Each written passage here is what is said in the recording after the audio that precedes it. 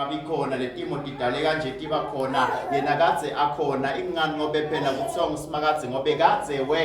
wema emaphakadzeni wema esikhundleni sakhe sebukhosi wema yebo wahlala esihlalweni sakhe sebukhosi wena kusela inyawo takhe emhlabeni njengoba isiZulu isihlalo sakhe sebukhosi umhlaba yebo usenabelo setinyawo takhe thine ke silapha sifanele ukuthi simnikele idumo yena lo inkosi iyaphakadze lo inkosi yamandvulo lo inkosi iyaphakadze ingani ngobe nguye itolo lamhla kusasa naphakadze futhi uNkulunkulu lo ngeke waguquka noma ngabe tima tiguquke kodwa yena umile njalo ingani ngobe kushiwo njalo kuthiwa yena unguye ekuqaleni nguye nasekugcineni lendlela abe nguye ngasekuqaleni uphinze abe nguye nasekugcineni ingani ngobe yena akasenzonza ukuthi angawushintsha umqondo wakhe futhi akasiyo umuntu ukuthi angawushintsha umqondo wakhe futhi akalali aguquke ngobe vele yena akalali futhi aketeli ingani ngobe yena usibekile kusuku nemini thina nangabe silapha emhlabeni siyinhlave liso lakhe akekho lo ngathinza wena mntwana kaNkulunkulu ngobe lo thinza wena uthinza inhlave liso lakhe futhi ke wena awutilwele etimpini takho kepha yena uyakulelo ngobe yena ungumnikati wetimpi yena uNkulunkulu lo ngumnqobi wetimpi lo athi inqoba thina singakaveli sesikhona letimpi tivela nje kadzena wathi inqoba ingani ngobe siyakhona lokuthi siqhubeke sime simphakamise simbonge sithi babe siyabonga ngobe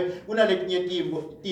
timpi lesitibonako nalesingatiboni uyasilwela thine silele ngalesinye isikhathi noma ngabe sibukile tikhamuke timpi tetame kusihlasela ngisho noma singenato tikhali lide kutimela kodwa yena uyaqhubeka endzaweni yokusimela bese sincomela siphume angene nathi athi lo myeni akahlabelela ungena nathi bese uphuma nathi yebo ungena nathi endzaweni lapho kuthiwa ungena khona yebo aphume nathi nalapho kuthiwa aphunywa khona